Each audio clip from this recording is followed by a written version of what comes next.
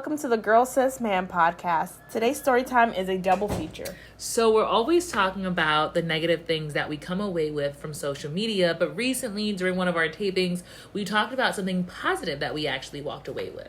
So, to be fair, and an effort to shine a light on who we are and why we are the way we are, we thought we'd share about our trauma. Enjoy. It's so funny because you know there's a trend on Instagram, and it was like post your younger self, and it was so funny because when I was a kid, like I was so convinced I was ugly, so convinced was I. No, I'm not even sad about it. Like this, it actually built my character.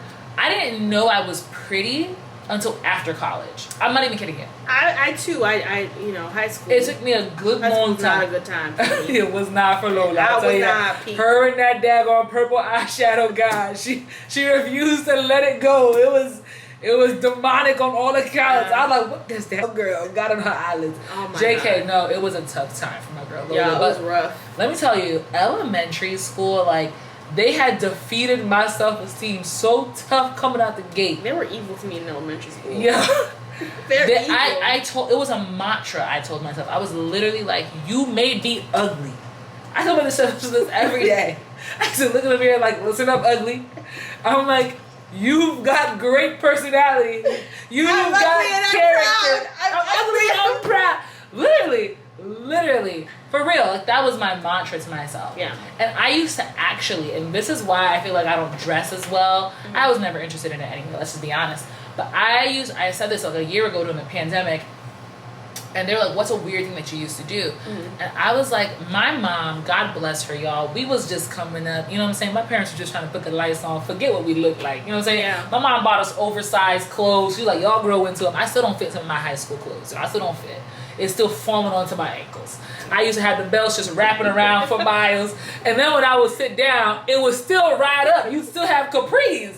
I'd be like, yo, this woman, she used to have a picker on her. She used to be like, what can I do? This ugly girl, how can I make her more ugly? The subject of abuse. Let me tell you. And she bought me this sweater. I remember this sweater like it was yesterday.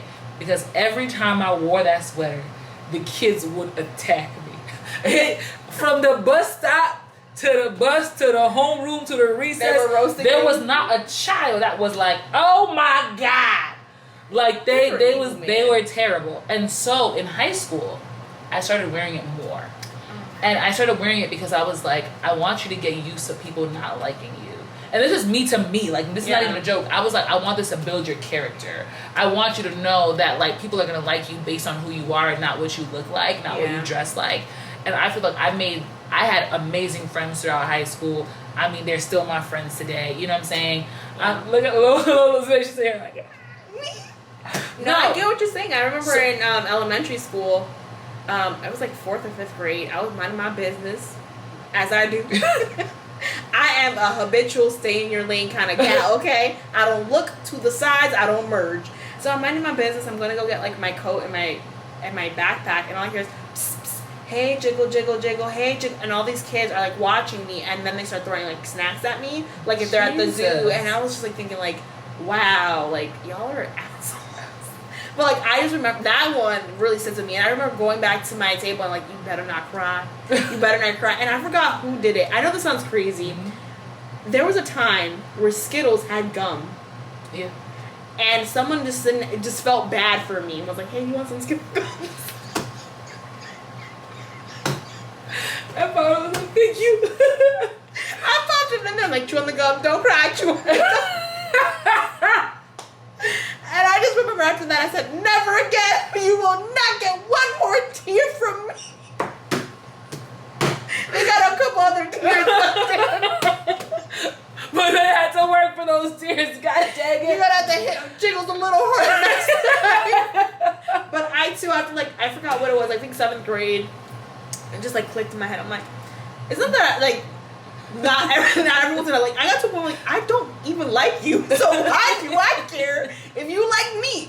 The dislike is mutual. Yeah, you wanna know what's crazy? I'll never forget. It was like 6th grade, and this young man sat behind me, and I had braids in my head, ironically. And I remember like this kid was just like he had a pack of gum, Juicy Fruit specifically. Oh. And he was going hard, chewing, just unwrapping all this gum. But I'm not paying attention to him. I'm there to learn. Making sure those taxpayer dollars are put to good use. Right. And I remember, like, I got up to leave the classroom, and one of my friends was like, yo, my God, like, there's so much gum in your hair. Like, he put gum all over your braids. These braids was fresh, y'all. And I was like, yo, why would you do that? And he's like, that's what you get for being ugly. And I was like, hey, you know what? Someone had a little choke. But you know what it is? Like, and I think I had trained myself up at this point so hard that I was like, you know what, Esther? You pay this tax for being ugly, and you keep it pushing. And I went to the bathroom with my friend, and she picked the gum out of my hair, and we cut it down we cut the braids out that couldn't be saved. And I was basically bald headed at that time anyway, so I wasn't risking any real hair. But like, I remember for so long being like, yo, it's my personality, it's my character that's gonna define who I am and who enters my life and who stays.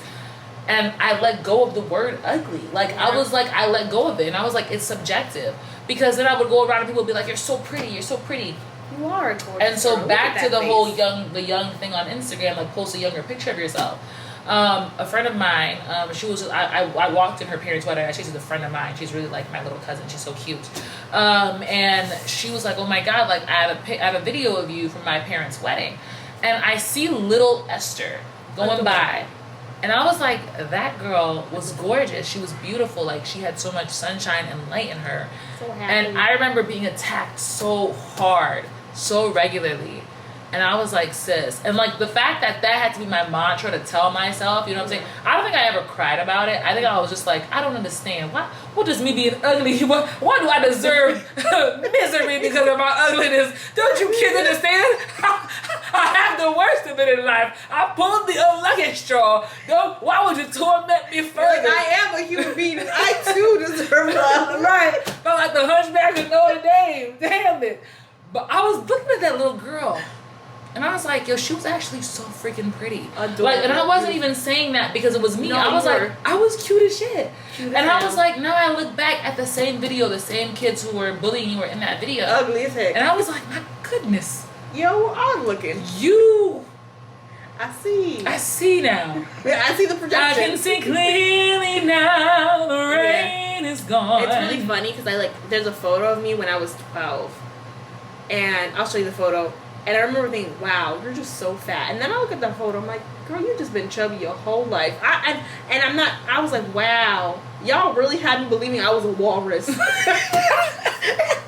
Y'all really had me believing I was this close to be out in the supermarket with the little scooters. The body dysmorphia started in the 4th grade. Yeah.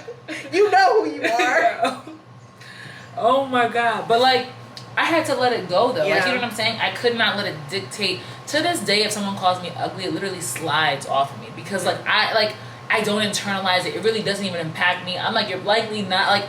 I'm like, okay, like, I'm not your cup of tea, and I keep it pushing. And also too, like, if I don't find you attractive, it literally don't mean shit to me. Yeah. If someone who I don't find attractive does not find me attractive. I hear you. Now, if Trevor was like, listen up, ugly, then I might be like, oh God, you got me right here. You got me. You know? But I reclaim the word too with chubby. Like, I started posting like chubby girl fitness because I'm like, I'm not the fit athletic type. It's an accurate description, and I'm trying to do some fitness. What it do? Exactly, like low key, and like for real though. And so I'm really gonna encourage y'all to really let go of some of the power that these words have over y'all, because I'm like, society is not going to change. Like, I hate to say it, I hate to be the bearer of bad news. But I'm like, it's not. Like, these words have been around for generations. They're going to stay. They're here to stay. They come in and out of fashion, of course. There are going to be different words used. Some will go with fat. Some will go with gigantor. Who knows? You know what I'm saying? But what was that called? Snuffleupagus. Yeah, the big, like, elephant off Sesame Street. Yeah, I'm like, kids. Yo, kids? Woo! But I took it, like, because I have really long eyelashes, and they have long eyelashes, so I was like, okay. Something like this. Yeah, listen. That's what I'm saying. Like, you've got to turn it around for yourself. Yeah.